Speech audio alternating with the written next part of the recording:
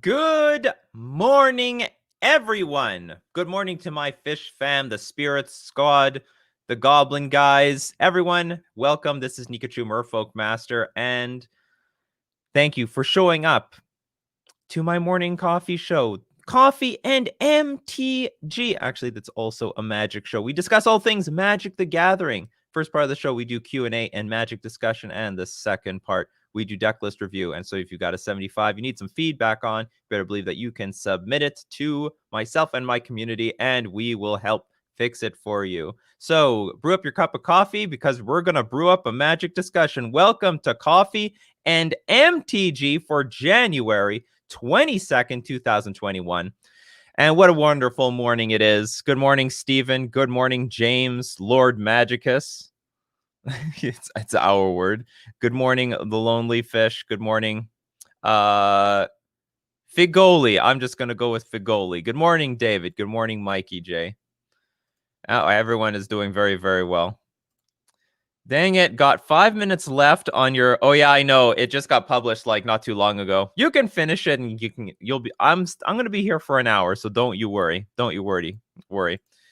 Good morning, Monster. Good morning. Fiugoli. Okay, Fiugoli.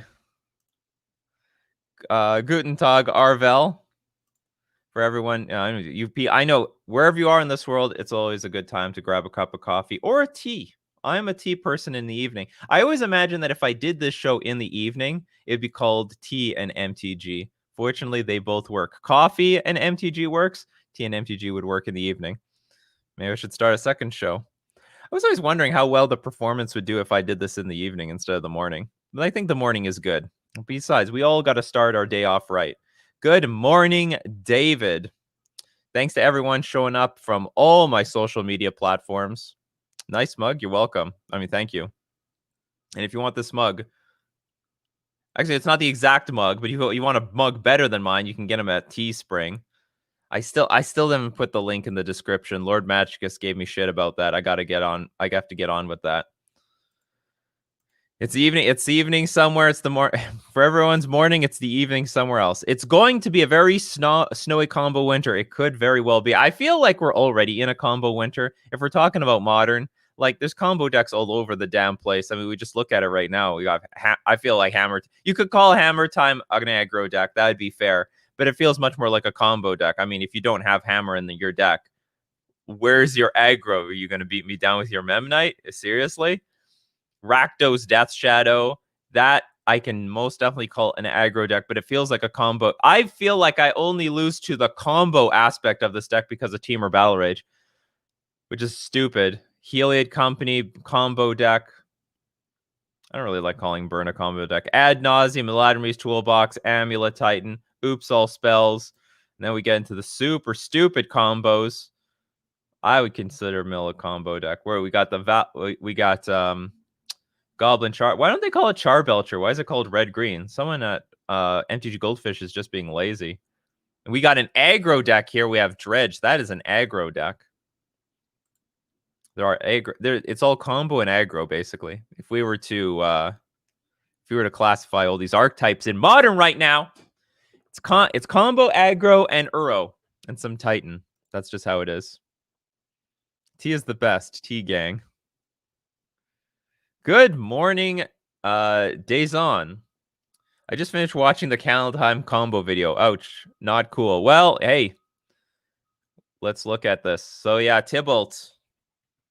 I'm curious to know what the best version of this Tybalt Emrakul deck is going to be. So we look at Tybalt, Tybalt's Trickery. The idea is that you can go Tybalt's Trickery, find a you can cast. You're supposed to cascade first. Let's go back. How do we do this? Okay, I need I need Violent Outburst. We go Violent Outburst into Tybalt's Trickery, counter our Violent Outburst, and then go Emrakul. I genuinely believe this is like the new de facto deck to get into Modern.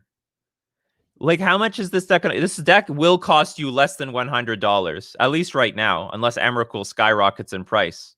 Because like the deck is literally 53 random fucking lands, 2 Emrakul, 1 Tibalt, 4 Violent Outburst. And we don't even know if that's even the optimal build. Maybe the optimal build has more Tibalt's, Trickeries, more Emrakuls to make the deck more consistent and fail less. Of course, you can put Gemstone Cavern, but like if you want to go budget, you want to play Modern tomorrow or today, you would play this deck. I think this is, it's like, you know, like people are making comparisons to Zombie Hunt.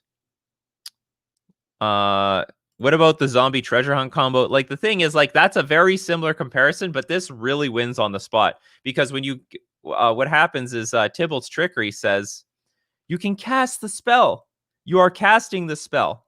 See, they may cast that spell without paying its mana cost. Now that's important on Emrakul because Emrakul says when you cast the spell, take an extra turn after this one, so you effectively win like the game on the spot. Whereas with Zombie Hunt, you don't really win the game on the spot. Like, you know, we look at Zombie Hunt. Sorry, it's Zombie Infestation. Zombie Hunt is the name of the deck. So you look at Zombie Infestation, discard 2 cards, create a 2/2 black zombie creature token. Pending how many cards you have in your hand, you may not have lethal on the board. Your opponent can like you don't have haste. I guess that's not true. You just play the Zombie Infestation past the turn. Okay, you effectively have haste, but you do need to wait a turn. You do not win on the spot. Whereas with Emrakul, you cast it, you get the trigger, you get another turn, you attack, you wipe your opponent's board out. That's it. I mean, that's just GG. I don't know what there's like no more GG than this. Emrakul is always GG. She's always the one devastating all formats. It's interesting how many combos have been made out of this card. It's funny they even have this. Whenever you cast the spell, take an extra turn after this one. I guess that's been done more than once, even in combo decks. How does it feel when Merfolk finally enters into 2020 combo meta? I'm usually fine with a combo meta. I'm usually not fine with the aggro meta. So that's the only problem is that when if there are enough combo decks in the metagame that forces people to be as fast as possible, that could be a problem sometimes for Merfolk. Like I don't like playing against Prowess. I don't like playing against is it Prowess? I don't like playing against these Death Shadow decks that are even more aggressive than they ever were before. And also, I mean, there are some combo decks I don't want to play against, like the Heliod combo decks. Any creature-based combo deck is usually pretty bad for It's very bad for Merfolk.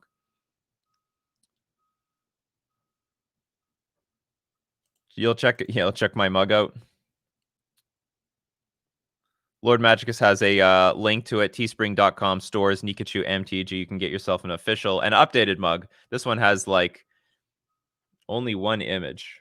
If you get the new one, you'll have 2 images. Nikachu has a crappier version of his own mug. If anyone has this, you most definitely have like a first edition. It's like a stamp with the sailboat upside down. Just saw your combos from Kaldheim video. I'm only rooting for the Tibalt's Trickery deck. I'm gonna see it. It's gonna be interesting. Like, and this is the deal. Now, can this deck be beaten? Sure, only if you have Force and Negation. I mean, I guess a lot of counter magic all works. Like any counter magic will beat it. But I mean, if you want to be able to tap out on some regular basis, I mean, you need Force and Negation. So counter spells will do it. Nothing else will do it, I don't think. Maybe turn 2 Thought-Knot Seer, hit your Violent Outburst, and hopefully you don't have another one. That might do it. But then, like, the value of this card might go up. But anyway, I'm gonna see. I think there's a big difference between this Tibalt's Trickery deck and the Neobrand deck. I do believe that there's a very big difference. I think that Neobrand deck is very hard to play, and also has a bit of a cost to it, especially in paper. Whereas the cost to this thing is super low, and you can have the smoothest brain in the world, a smooth brain, super soft, and you'll still win. You can win. I'm pretty sure you can win tournaments with this. Definitely at FNM. I swear, there's going to be at least a few 5-0s and preliminary finishes with this new Emrakul deck. Not to mention it can get better. I'm telling you, Gemstone Caverns is a big deal. I've played my fair share of Treasure Hunt. Yeah, Treasure Hunt. The Treasure Hunt deck with lands. You can get quite a bit of a deck with just the mana base. You can make quite a hell of a deck on just the mana base. So Gemstone Caverns, if it's in your opening hand, you can put it on the battlefield. You can start the game with it on the battlefield, and then on your first turn, you play a land. You have 2 mana, so that by turn 2, you can already cast your Violent Outburst into your Tybalt's Trickery, into your Emrakul. So you have turn 2 Emrakul. That's just how it is. So welcome everyone to Coffee and MTG. Let us talk all things Magic. And if you're new to the show, if you want to get my attention in the comment section, because I got tons of comments, tons of feedback coming at me. Give me 3 question marks before the question or 3 question marks after the question. Helps me find your questions amongst all the comments. Or you could donate with super chats on YouTube, and that will most definitely push your question to the top of my attention. Are you going to try out the Master Waves combo? Yes, I most definitely will try out the Master of Waves combo. And I'm hoping that this card will still act like removal, like worst case scenario. If I need another Lord and I'm waiting for a Lord, like this card maybe can help facilitate that. So I'm going to try it. I have nothing to lose but to try.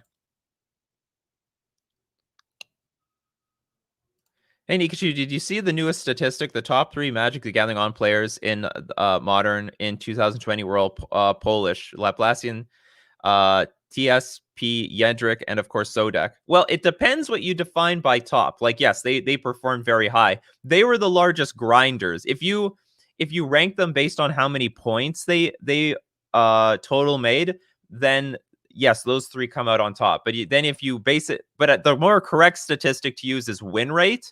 Now, Sodek is still up there, but you get a very different like top 10 if you rank it by win rate.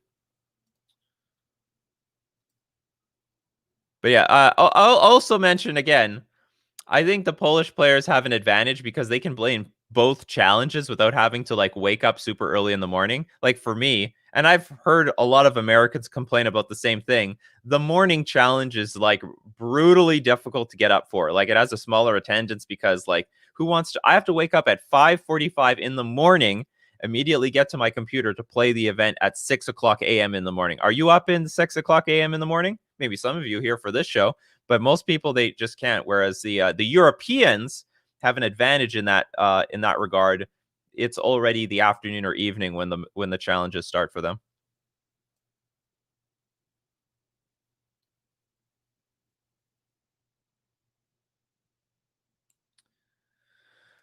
The Zombie Hunt deck became Oracle Hunt, so it wins on the spot. Oh yeah, that's true. But it's so I played that deck.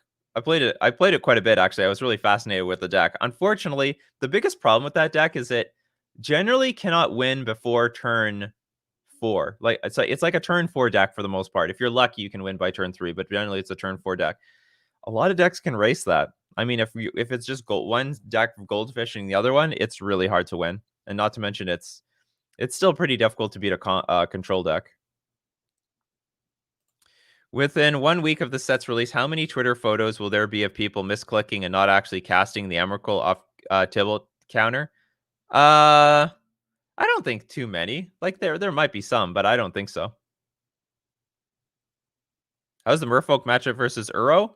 It used to be very, very good. Now it's just good. I can see that the Uro decks have now adapted more hate for creature-based decks. I think particularly Prowess. Now they're playing with like more lightning bolts in addition to their Path to Exiles. They're playing with engineered explosives. So they're actually playing with more hate. Like if you asked me 4 or 5 months ago, I would just said it's a buy. I win 90-95% of the time. Now I would say it's closer to like 60-65% of the time. Good matchup, not slam dunk easy anymore though. Why does your brother have an accent and not you? I don't think he has an accent. I remember when you had him on a long time ago and was curious. I don't know. What do you guys think? Does my brother have an accent? By the way, COVID restrictions being lifted here in Winnipeg, Manitoba. My brother will be back this Tuesday. Oh God, I got to tell him that the stream changes. He's going to show up on Monday. So my brother will be back for his colorful commentary during our streams. Is a deck with 88% good enough? That's fucking amazing. I mean, if you assume that you basically win 88% of the time, yes. I just don't know how often it resolves. Good morning, Torborg. Super pumped to see Master of Waves can make it back into the meta, but it seems like if it couldn't before, a 6-mana combo isn't going to save it or take the vial up to 4. Well, hopefully, the thing is, hopefully the Mystic Reflection has more application than just a combo with Master of Waves.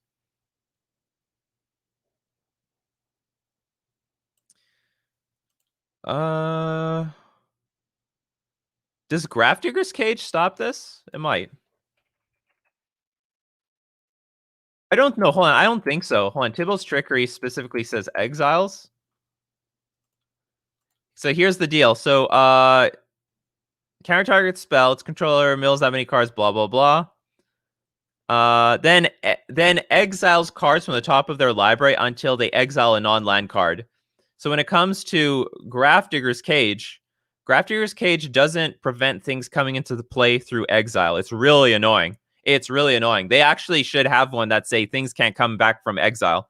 That's probably the new design card that they need that Wizards R&D has to get their ass on right now. Right now, Wizards, make something that prevents things from coming into play from exile or just anything leaving exile. You know, light up the stage, this garbage, bring to light this, light that, light the fuck off. So, yeah, it doesn't, Grafdigger's Cage won't stop the combo because it doesn't prevent things from coming in. It doesn't prevent things from coming into play from exile. Does Drannith Magistrate work? Our opponents can't cast spells from anywhere other than their hands. There you go. Drannith Magistrate. Your time has come. Your time has come, our human wizard. Him and his wonderful beard. This sort of looks like Pleasant Kenobi to me.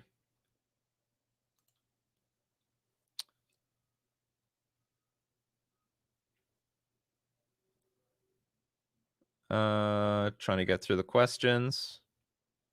Worst card in Kaldheim, best card in Kaldheim. I don't know what the worst card is. And I don't know what you're defining as the worst card. You mean like some pile of crap rubbish or just a card that I don't like? Best card in Kaldheim probably is going to end up being the...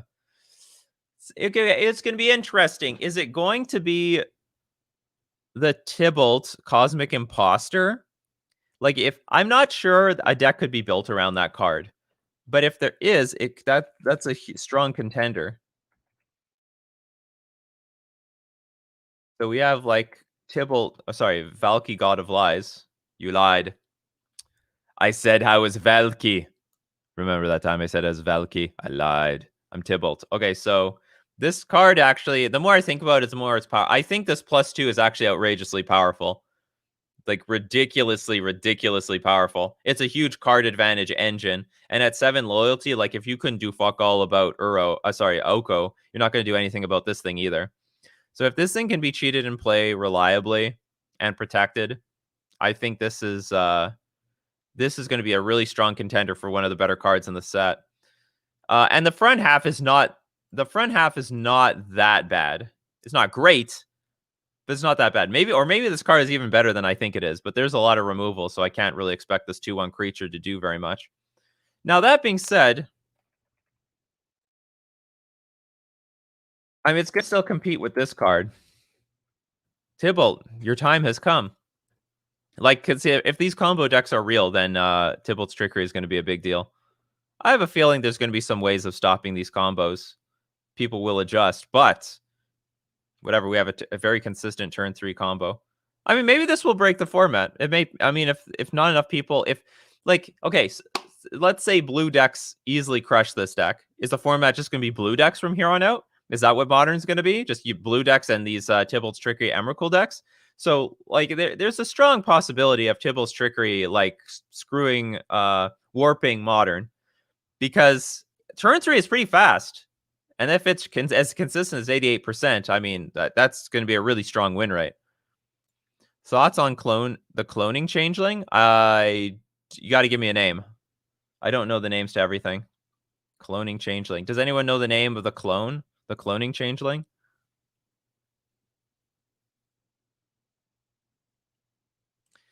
That's great, Jarl.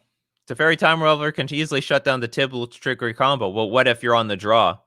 And what if you're on the play, but they got to play Gemstone Caverns turn 1? Then by turn 2, they combo off before you get the Teferi in play. Hey, David, following you for 2 years and a half and actually built Merfolk because of you. What deck would you recommend playing in today's modern PTQ? I don't know, because I've not been doing very well with Merfolk for the last 2 months. I had I looked at my results over 2020. 2020 was my best year with Merfolk. I had more results than any other year ever. But last 2 months, I've been in a huge slump, so I don't know what I can recommend. I would say maybe play one of the blue-white builds that have been doing relatively well recently. Trust their results. I'm a Jund player. How do I stop the combo? You can thought seize the violent outburst from their hand.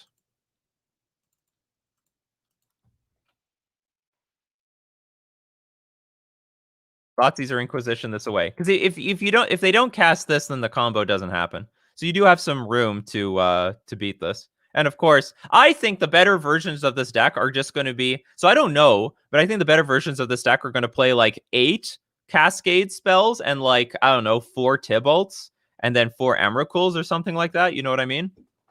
So, I mean, I don't know the exact numbers of them, but, you know, enough Cascade spells so that if you get Thoughtseize or Inquisition, you're still in the fucking game. Because, you know, you don't want to mulligan the 2 and then lose to Violent Outburst. That's just brutal.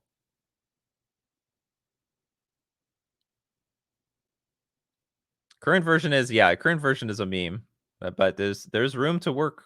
There's a lot of room to improve.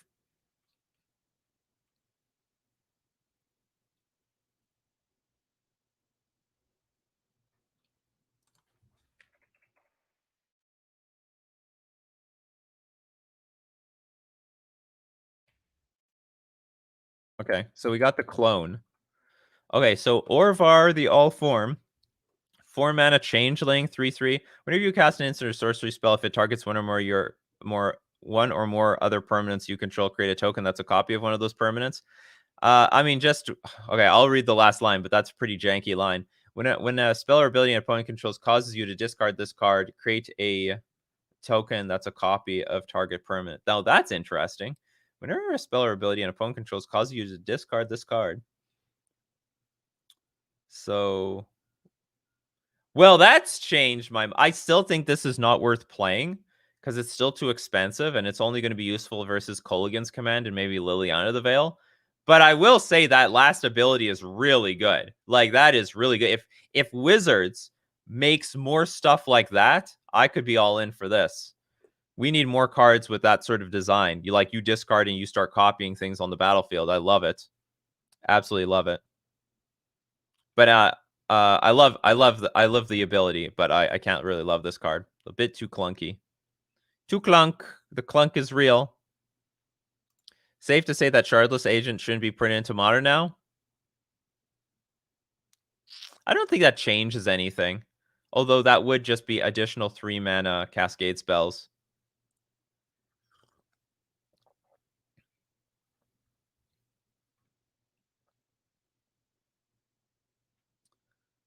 Cloning Changeling. So what you're telling me is I can play 12 shadows in my red-black shadow? I don't understand. Will unbanning Faithless Looting, Hogak, and Artifact lands and Splinter Twin fix this combo meta?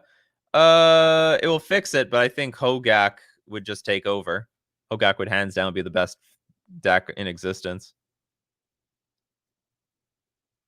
Welcome, Tyler.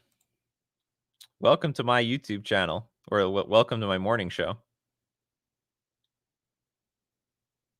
Will Jund ever die in a metagame?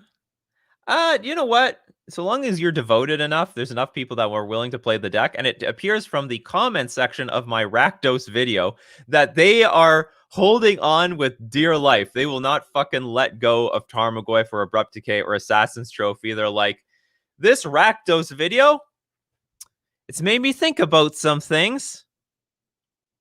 I'm going to put Seasoned Pyromancer in my Jund deck, or I'm going to put Magmatic Chandler in my Jund deck. So, like, those Jund players, they are not going to let go of their archetype, which is totally fine. If you're that devoted, that's great.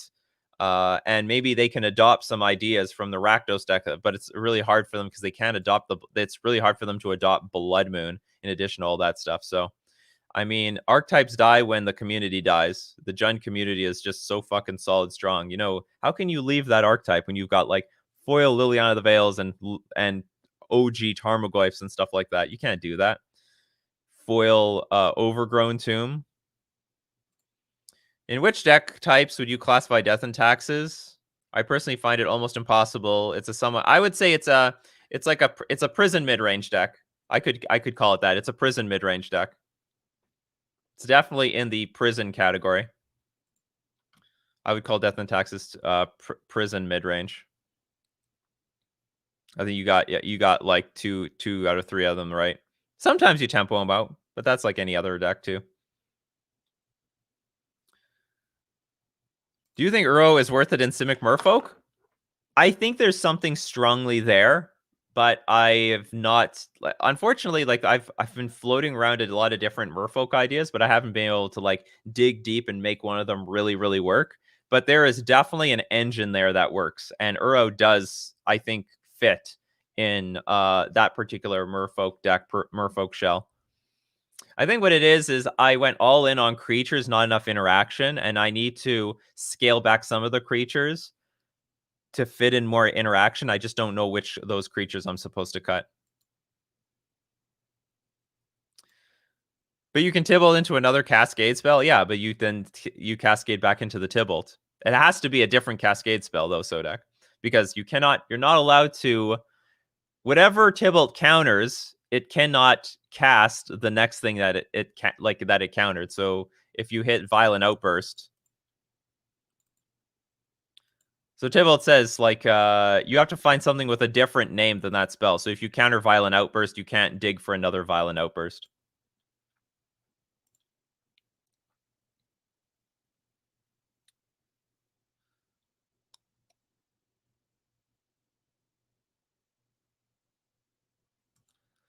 Hi, Nikachu-san. I've modern tournament in Bilbao, Spain, and I don't know which deck to use. Mono black mill, or mono green infect. I would go with infect. It's super proactive. You could get a lot of free wins. I think the infect deck for the most part is a green deck. You just randomly have like Blighted Agent is just sort of a sweetener, but like it doesn't depend on the blue. I think even blue black mill is very questionable. I shouldn't say that. I just don't know what this mono. It must not be mono black mill. It has to be mono blue. I would trust. Ooh. Because the thing is, I think your infect deck would also get eaten up quite a bit by the prowess decks and the burn decks that are rising up. So I don't know which one is the best one. I would put my faith in the infect one, though. I'd put my faith in the infect one. But if you really expect a lot of prowess and burn to show up, then maybe you switch to the mill one. I think Force of Negation will spike more because of the crazy combos coming out, especially with Tybalt's Trickery one. Yep, that's a possibility. Have you seen the Reclaimer Karn decks? You mean like Elvish Reclaimer? Elvish, I have not seen those decks yet. I'm assuming you mean it's like Elvish Reclaimer Titan with Karn the Great Creator in it. I haven't seen it, but I believe it, because I mean Karn the Great Creator is doing great in Amulet Titan. I don't know why it wouldn't be doing well in the Reclaimer Titan decks. Young Pyromancer in Izzet Storm of Modern. You know what? I've seen this before as like a transformational sideboard, but like it's possible. Because, you know, you expect but you know, here's the thing. People keep removal in their deck against Storm anyway, because they usually need to kill the Goblin Electromancer and Baral. So getting young, the thing is, when you have this radical sideboard idea, it can be fine if your opponent can't interact with it, but you can almost be sure that your opponent will still have some removal spells to interact with Young Pyromancer, because they had them in the deck anyway for Baral and Goblin Electromancer. So I'm a little low on the idea. I'm more high on this idea if you are a combo deck where your opponent's siding out the removal because you did not present any creatures like game one. Like Trying to think of a pretty good example here. I don't really have one, but that's where I would prefer Young Pyromancer. You know, your advantage always comes in situations where your opponent's not interacting with you. But I think when you're trying to surprise them with this card, but it's not going to be that big of a surprise because they're already going to be prepared.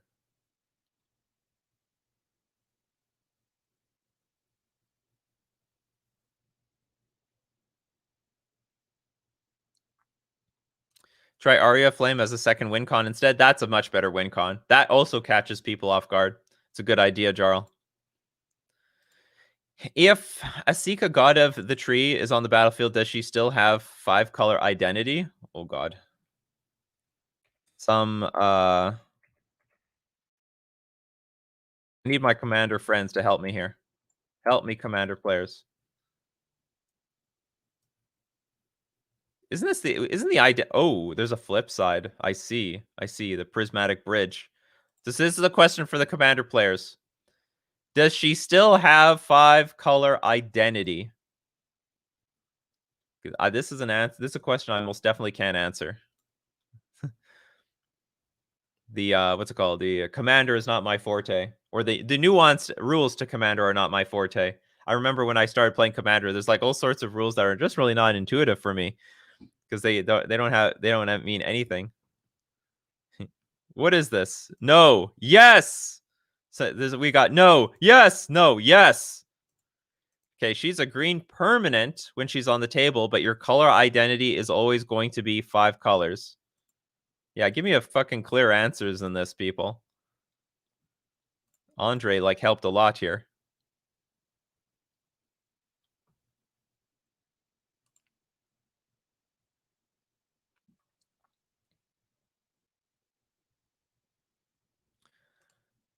Guess that question would also relate to Tybalt, the imposter.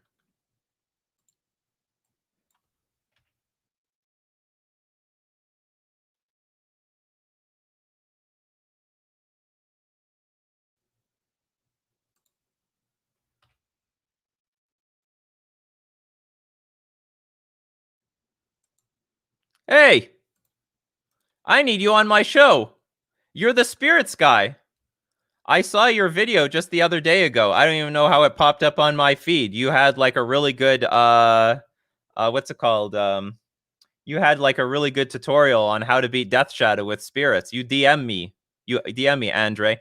I'm in talks with trying to get Dr. Queller on my show, but like he works during the day. If you're here on weekdays, you can tell us about spirits. And I saw your results. You got like 3rd place in like some big event not too long ago. Absolutely, we gotta talk spirits.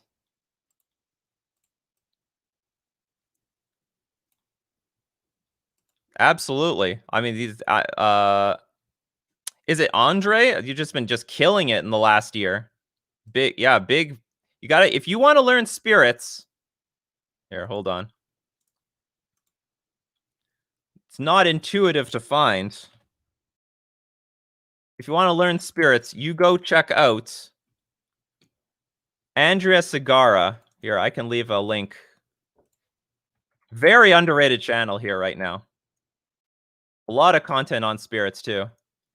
Very, very underrated. He's basically, I mean, he's like what I did for Merfolk, but for spirits here. Very, very informative information. I mean, and he's killing. He's got a lot of really great results. I didn't connect that you're the same person, though, this entire time. I've peeped some of your stuff, and I'm enjoying the humor. All right. Excellent. So we might have like a spirits interview in the next few days. Or I guess maybe sometime next week. It's Monday today.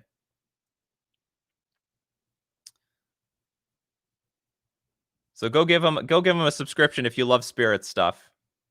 265 is very, very low for the quality of content that he's putting out, and also this is the profile of a spirits player he is. I guess the problem is spirits isn't on the map yet. Once like everyone's like spirits is the best deck in the metagame, people will start gravitating to all the spirits content.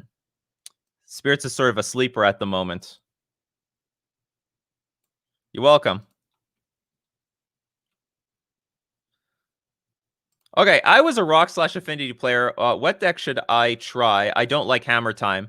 If you love rock, you should just play the Rakdos deck. It's basically rock, but Rakdos. So you don't have access to like Tarmogoyf, but you have access to Magmatic Channeler. Let me show you. And I have a video about it on my channel, on Nikachu MTG. But here, like this is a very strong, powerful deck.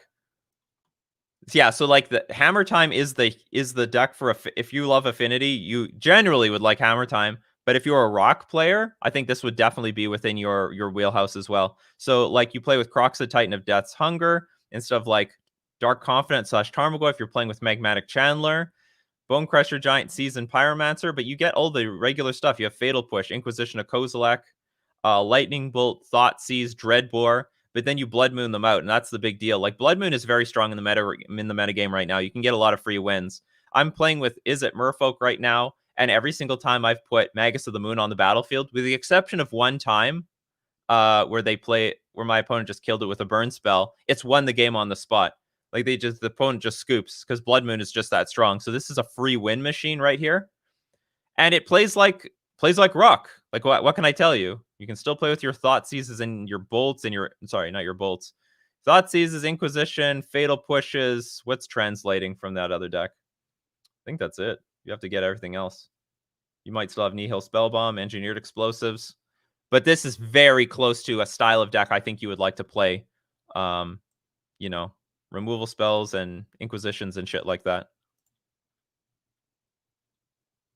Yeah, Blue Moon, sorry, Moon, easy win. Blood Moon, easy win.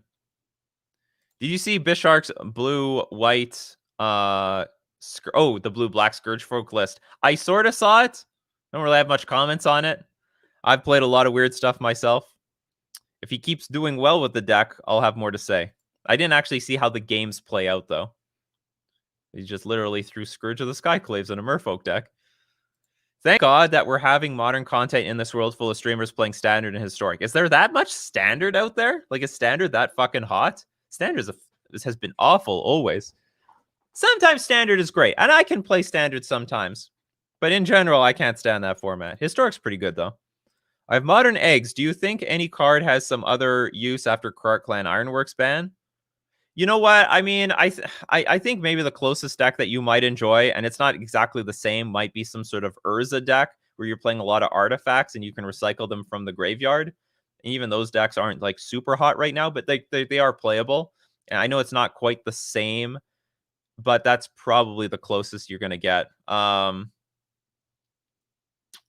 I really can't say like any like I really can't say that there is like a Krark Clan Ironworks / eggs type of archetype in the metagame right now, or any way to enable it. And the biggest problem you would have overall is things like Karn the Great Creator, Collector, Oof.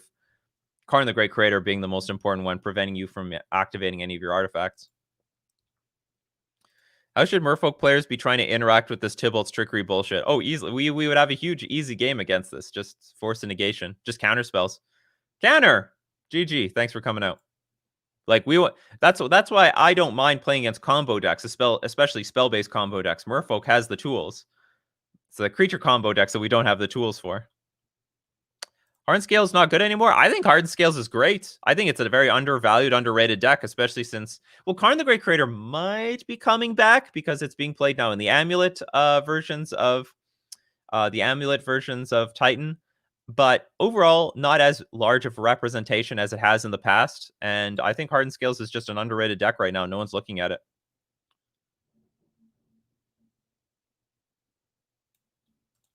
Hey, Nikachu in chat, hope you're all doing well. Are there some Kaldheim cards you would use for your favorite deck, like Rakdos Death Shadow?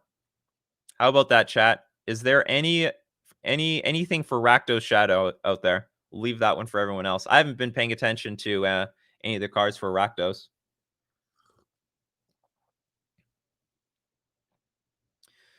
And thank you very much. Look at the engagement. I mean, there's like way more questions than I can possibly answer today. Excellent engagement today. But I'm not sure. Maybe Valky? Maybe? Not really. I don't know if that's that's a huge Rakdos Shadow card. But that's probably like the best bet. I don't know if anything really came out for Rakdos Shadow, to be honest. Is Uro getting banned?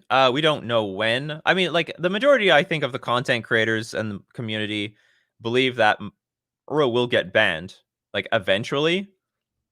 When is the question?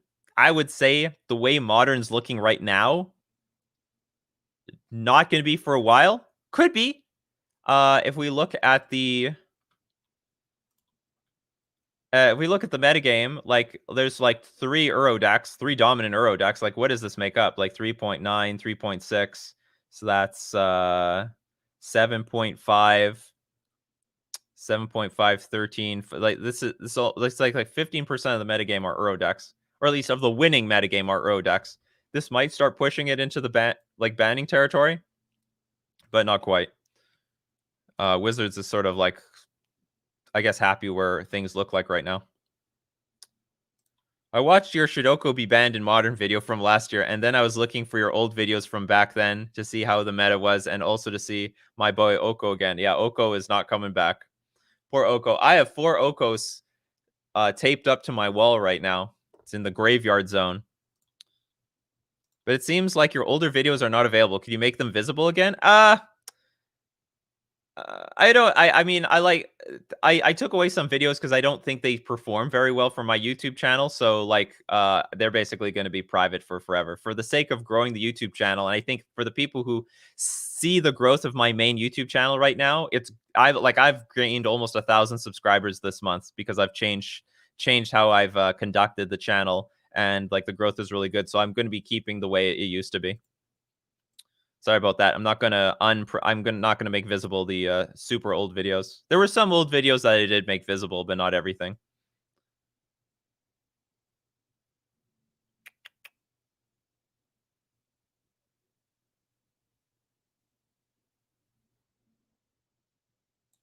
My mother is trying to make Maze's End work for Modern. What is the best shell for it? Titan decks for color control or something completely different? I might look into a control deck.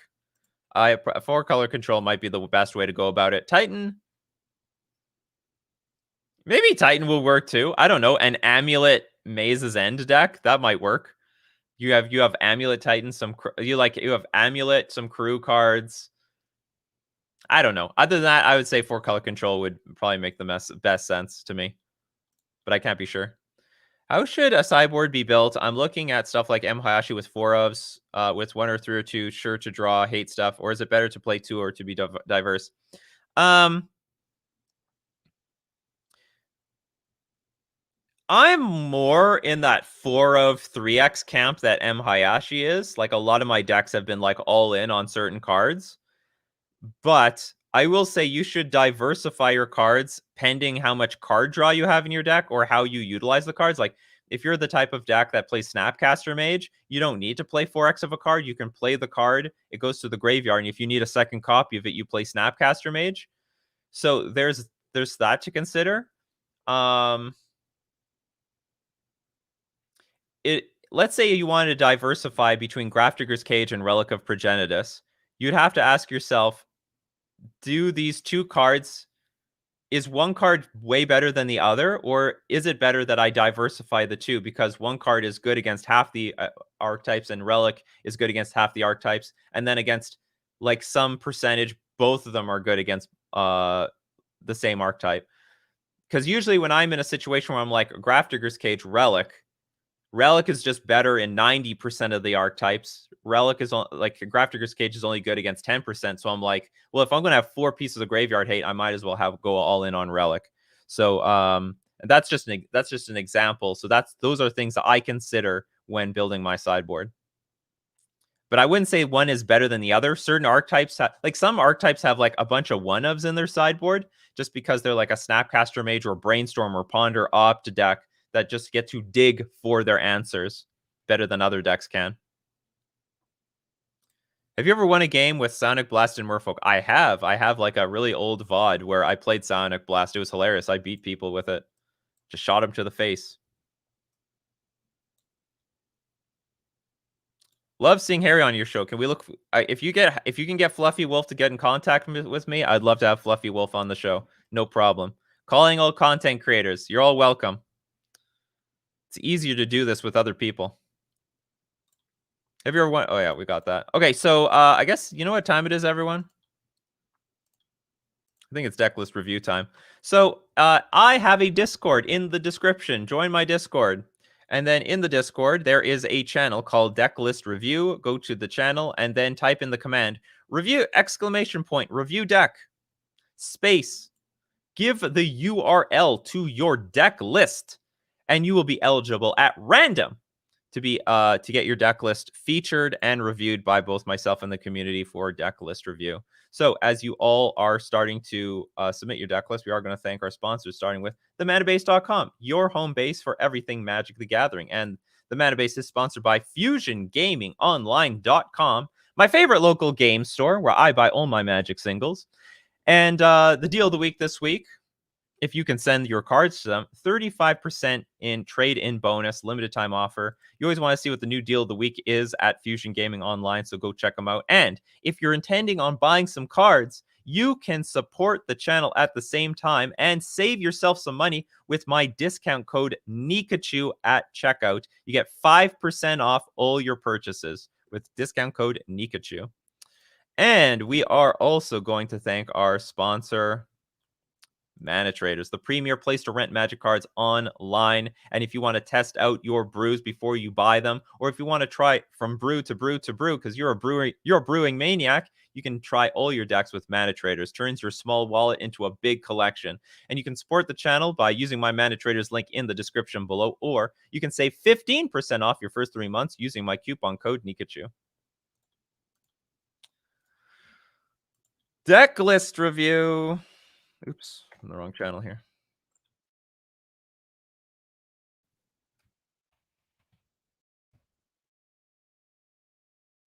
Gregorgs X Bant Spirits. Oh man, we don't have Andre here. Hey, well, we do have Andre here probably, but we don't have him on the show for this. We should save this one.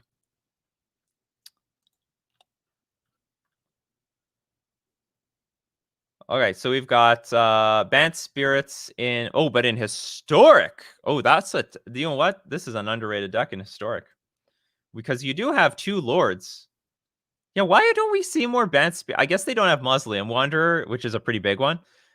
But you got everything else. We got Spectral Sailor, 4 Rattle Chains, 4 Supreme Phantom, 4 Watcher of the Spheres, which is seeing play in Pioneer right now. Like, this is the big card in Pioneer. I'm paying attention to the Spirits squad out there because I do own all these cards for Pioneer.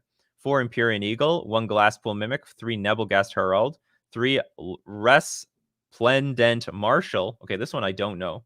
It's an Angel Warrior. ETB, is this one of the new cards coming out? Flying ETB. Whenever it enters the battlefield or dies, you may exile another creature card from your graveyard. When you do, put a +1/+1 counter on each creature you control, other than Resplendent Marshal that shares a creature type with the exiled card. Interesting. The hard part is exiling the creature card from your graveyard. So when you're goldfishing, it's not that great. 3 Skyclave Apparition. Like I'm relatively certain. Oh, there's Supreme Phantom. Oh yeah, there's no Queller. I know you want to try out the new card, so try out the new card, but if it doesn't work, I would just fill up the slots like 3 Sky. I would go 4 Skyclave, a 4th Nebelgast Herald. This card is gas, by the way. I really like Nebelgast Herald because it has flash and it breaks board stalls insanely well. I mean, you go Nebelgast Herald, and then cast creatures, put them onto the battlefield, tap more stuff down. It stacks. I think it's really strong. And I would go to another Glasspool Mimic instead of this Resplendent Marshal. But I don't know. Because it's Historic, it's an Uro metagame, and Skyclave Apparition is not that effective in an Uro metagame. But I don't know if... and so like this card might be better if not 90% of your opponent's deck is Uro. You're probably going to have a lot of cards in the graveyard, which puts this card like in better position. Lofty Denial, pretty stock card now in the Spirits deck. Counter target spell unless its controller pays 1. But if you have a flying creature, it's like a super mana leak. They have to pay 4. Collected Company, I didn't even notice that. Oh yeah, it's a Bant. So it's a Bant deck just for Collected Company, which is fine. Same deal in what's it called? It's the same deal in Pioneer. They sometimes splash green just for collected company. So he has Branch. Oh, the pathways are so good for these decks right now. Breeding Pool, Hollow Fountain, Hangagate Pathway. I'm wondering, why are we not all in on the pathways? The pathways deal a lot less damage to you. Like Temple Garden, you take damage. I don't know if you want to take damage. I would probably lean to play more pathways than the gardens, or we don't have Breeding Pool in here. This is a Breeding Pool. What's this one? This is I'd probably play more Branch Loft Pathways instead of the Temple Garden. You don't need the green that bad, but I think you want a painless mana base a lot more than you want Temple Garden. How many green sources do we have? 1. So 4, 8, 9, 10, 13. It's close. No, but you only need 13 green sources for turn 1. I think by turn 4 you could do better. So we've got the Master Andre here. In this list, we may want something like 2 to 3 of the 3-drop Linvala. She's basically an off-tribe, Selfless Spirit / Drog Skull effect, and the 3/3 is not too bad. Oh yeah, okay. Flying 3/3, yeah, not bad. Angel Warrior at the beginning of combat on your turn. If you have a full party, choose target non-land. Well, we don't have a full party, but sacrifice Linvala, choose hexproof or indestructible. Creatures you control gain that ability until end of turn. Excellent suggestion. What would you take out? Maybe that's better than Resplendent Marshal, because that protects your board from like potential sweepers from the Uro deck. Well, it doesn't protect you from Languish, does it? I think Languish is a historic card. But spoken from the master himself, so I trust the advice. Excellent suggestion. Yeah, so we don't have Selfless Spirit in historic yet. They can just throw it in there anytime they want. So I would play less Temple Gardens, more Branch Loft Pathways. You know, your life total still matters in historic. Authority of Consuls. I guess that's fine against goblins. Baffling End, Dovin's Veto, 2 Remorseful Cleric, 1 Rest in Peace, 2 Cure Great Glass Spinner. Raiden, God of the Worthy, Flying Vigilance, no lands your opponents control, enter the battlefield tapped. So we don't know if this card is going to be good, but let's just assume that it's going to be. Glorious Protector, also a new one, Flash Flying. When it enters the battlefield, you may exile any number of non-angel creatures you control until Glorious Protector leaves the battlefield. I always find these cards a bit gimmicky. Like, I'm not a fan of these sort of cards. Like, okay, let's protect our board from a board wipe, and then this thing dies and we get the board back. Maybe it's better than I think. What do you think, Andre? What do we think about Glorious Protector? Is it as glorious as we think? As I wait for Andre's response, I'll answer a question. Should Deathrite Shaman be unbanned in Modern with how the meta is right now? I don't think you can permanently unban Deathrite Shaman, because what always happens now is that the best Deathrite Shaman deck is found, and then basically it needs to get banned again. But I think Deathrite Shaman should be used as a tool, so that you like unban it with the clause that, okay, we're gonna reban this card, like, I don't know, so many months from, like, when the new set comes out, Deathrite Shaman's gonna get banned and the metagame gets shaken up again. So it's like a temporary band-aid.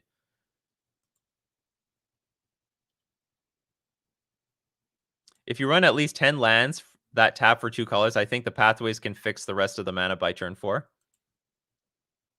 Test the pathways, but beware, they might screw you up sometimes. When I tried playing Mardu, I cut them because I couldn't get my black for Thirst sometimes. Yeah, but the thing is, this branch loft pathway is only for this 1 green on turn 4 for collected company. That's why I think we can do that.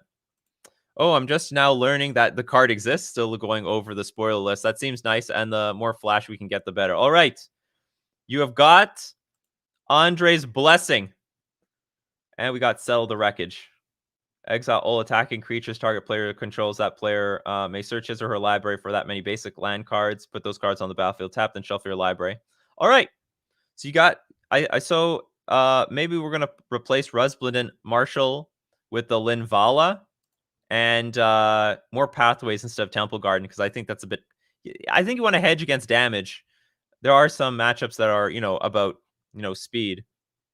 Got to keep that life total nice and high and dry. So thank you very much for the list. It's a very clean list, by the way. Super clean. Good luck with it.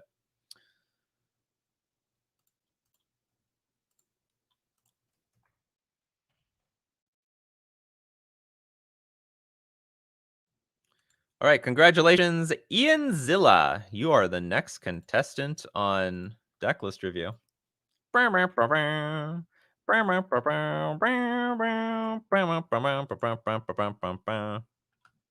make sure I don't get DMCA'd there.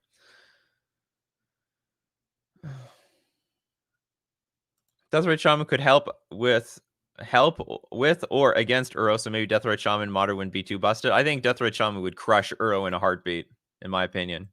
Just absolutely crush them. You're welcome, Georgios. I'll just quickly answer this question, even though it's Decklist Review. What do you think is the future of Rakdos in Modern? Just bought my first red-black fetches. It's probably going to be like Golgari was for Jund. It's going to be around for forever. Like, really, we've had Rakdos in Modern since like 2017. It was just since the banning of Faithless Looting that no one knew how to rebuild the Pyromancer deck.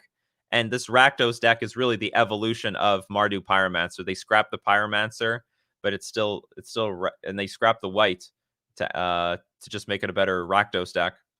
All right, Cherik's Assault. I have a feeling this is going to be a pretty janky deck, but let's see what happens. Breeding Pool, Flooded Strand, 4 Forest, 1 Hollow Fountain, 4 Island, 4 Misty Rainforest, a Watery Grave. Assault Formation. Oh, this is going to be one of those attacks with toughness decks. Tree Folk, Umbra. Giant creature gets +2/+0 and assigns combat damage equal to its toughness rather than its power. Yeah, each creature you control assigns combat damage equal to its toughness. And you're only on Simic. No, you're actually Sultai. No, you're 4-color.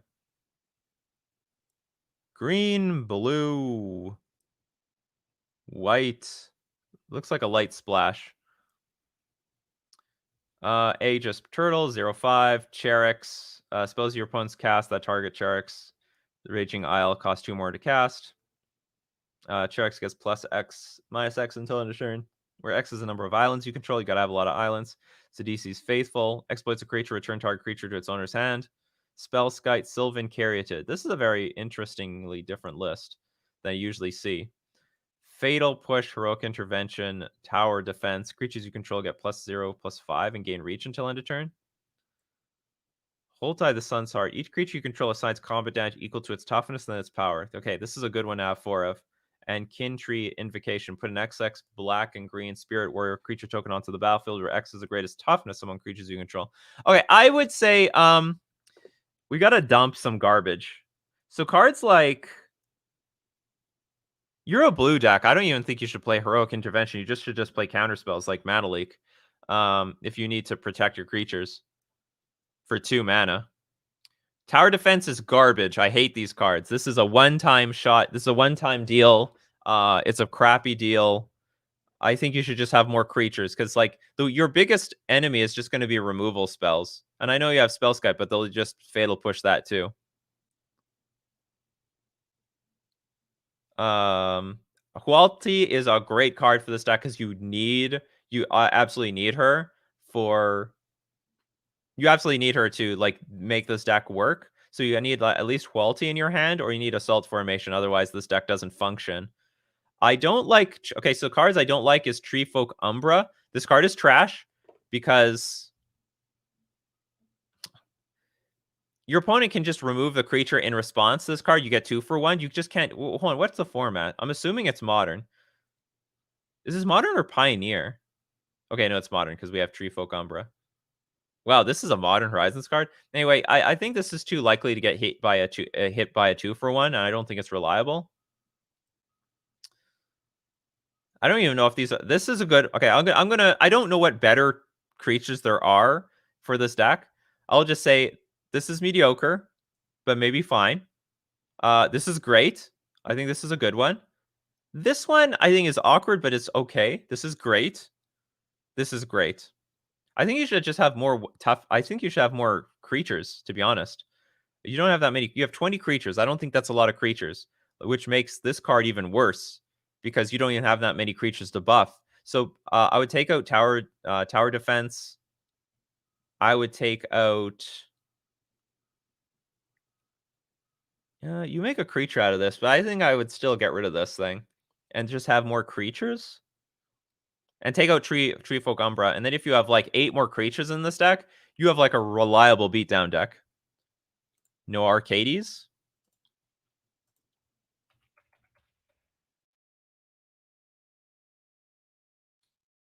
Flying Vigilance. Whenever a creature with Defender enters the battlefield under your control, draw a card. Each creature you control with Defender assigns combat damage equal to its toughness rather than its power, and it can attack as though it didn't have Defender. This is a great card. This is a great card. I don't know if we have 4 of these in the deck, but maybe 3 of them is certainly good. So again, making the strategy consistent.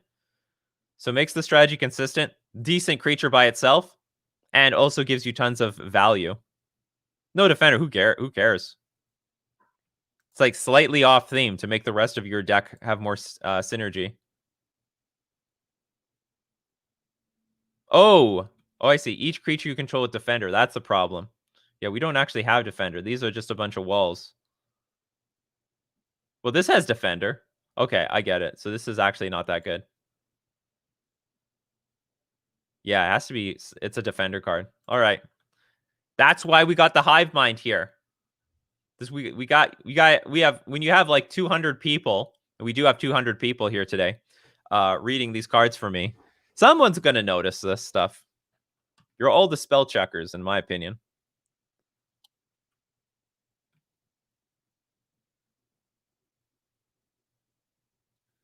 Yeah, the creatures would need defender, need defender, not just the fat boys. Does anyone have any good idea of what other creatures we can add? Like, I have no problem with most of these.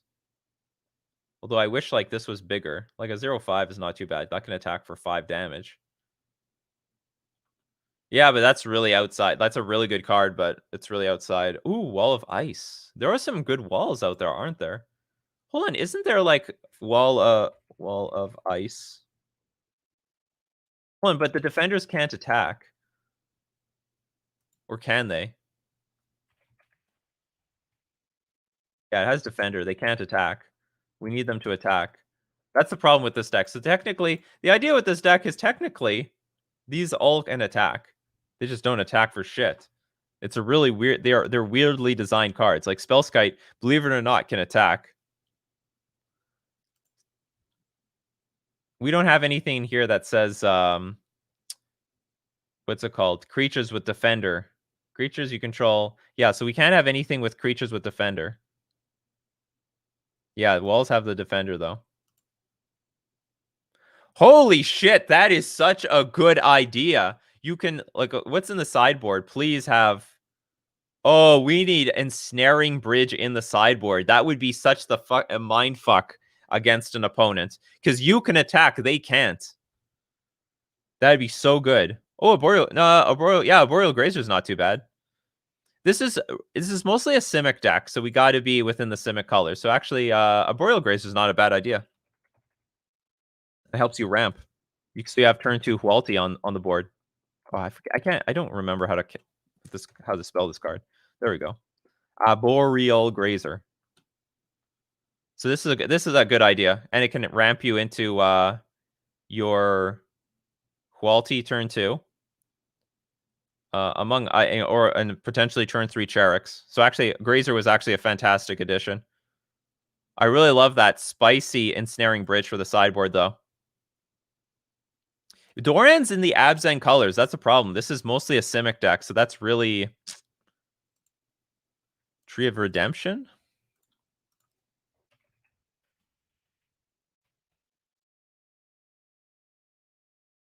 Remember, this was like some bulk mythic or something. It has Defender. We can't have Defender. Defender no good. This is not this is like a 0 power creature deck that can attack. Nothing except Sylvan Caryatid has Defender. I think Arboreal Grazer is better than Noble Hierarch for this list. Yeah, my mind was blown too. I think that's a really yeah. I think it's really hot to put Ensnaring Bridge in your sideboard to deal with creature matchups. Like that's probably more powerful than Fatal Push. So long as you can empty your hand, that is. Sheltering Word. Target creature you control gains hexproof until end turn. You gain life. Like I don't like these cards. These are garbage cards. You don't need to gain life. There's better ways of gaining life. If you need to gain life, you're better off with what's it called? There's millions other cards. Life goes on. What's it called? What's the? I want to ask about this card. This is a waste of a question. You need to read Assault Formation all the way. Okay. Each creature you control assigns combat damage equal to its toughness rather than its power. Target creature with Defender can attack this turn. Oh, so we can play with some creatures with Defender, but you would need Assault Formation. I think that makes I wouldn't want to fill this deck with too many Defender creatures because you would depend badly on drawing Assault Formation. Otherwise, the creature would do nothing. I think it's fine enough to just give your Sylvan Carotid the ability to attack every so often. And also, I don't like the idea of putting a mana sink into this. Creatures you control get +1, +0, +1 until end of turn. That's probably like the best ability on it. I would still not put defenders in this deck, even knowing that.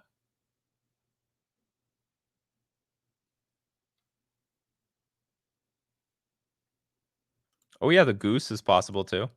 Well, I like Arboreal Grazer the best. Elusive Krasis.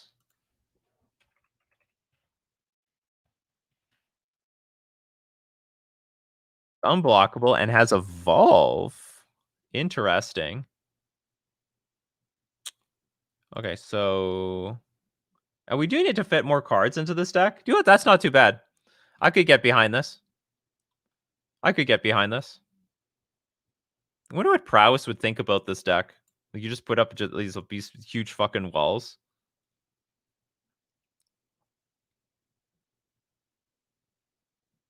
I want to say there's like a turtle that's like a 1/4. Fucking turtles.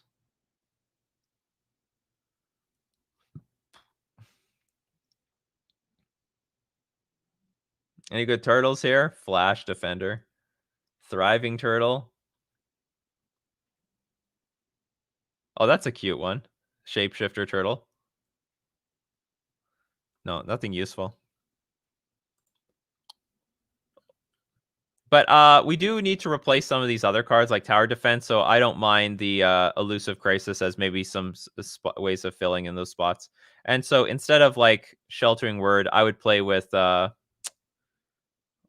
either Life Goes On. Well, okay, what is the life gain one? Life Goes On, or what is the card? What's the Storm Life card? I can't. It's escaped my mind right now.